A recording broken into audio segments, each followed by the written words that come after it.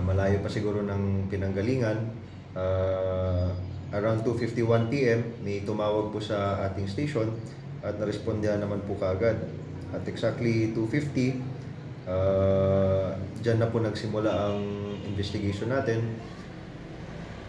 Dinala po upon arrival po ng ating mga responders together with the MDRMO ng Makato, is in-applyan nila ng first aid at diniretso sa St. Gabriel Medical Center, wherein buhay pa siya upon arrival. So sinubukan pang buhayin.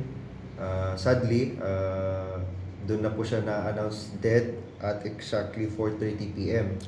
So sa injuries po niya, left rib and left head injury po. And nakapag-coordinate na rin kami sa kapatid po niya sa Rojas City, and nakapabiyahe na rin siya ngayon papuntang medical center. Ilang taon po yung biktima, sir? 51 years old na po ang ating victim. May asawa po. Hindi pa namin nakuha yung ibang information regarding Saan daw po ito galing? Hindi rin Direction na-disclose sa amin kasi hindi rin namin nakausap yung biktima pa. Pero yung direction niya, Palezo. Going Leso po. Galing po dito sa Makato. Yes po. Sir, posible po na Ano? cause ng aksidente, sir? Kasi yung natamaan niya is mga pillars doon along sa diversion road. Hindi naman po siya kurbada. Oo. So diretso po yung biyahe niya. Mm. Dalawa lang po ang nihinala namin. It's either nakatulog po or inatake po. Yun lang naman po yung possible causes.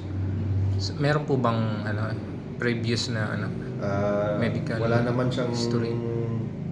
So far wala pa naman disclose sa amin kung meron Okay. siyang medical history. Pero may tawag dito conversation na ba po between Makato PNP sa pamilya po ng biktima, sir? Meron na po. Babiyahe naman po yung kapatid po niya from Rojas City.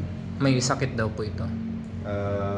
Malalaman na lang po natin pag nakarating na po si ate po niya dito. May CCTV po ba dyan sa lugar? Sadly wala po, no? And yung mga neighboring buildings, mga establishments, wala rin naman mga CCTVs yung mga nila. Meron po bang na sangkot sa iba na Wala naman po nadamay Nadamay. during the incident. Oo. To make it clear, sir, ilan po yung sakay ng sasakyan, sir? Bali, isa lang po. Isa lang. Okay.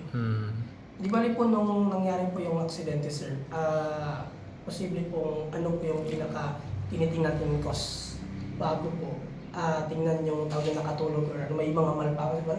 Engine malfunction ba, sir? Nakilitingnan tayo ang sir? Hindi pa natin masasabi sa ngayon. Ongoing pa naman ang investigation.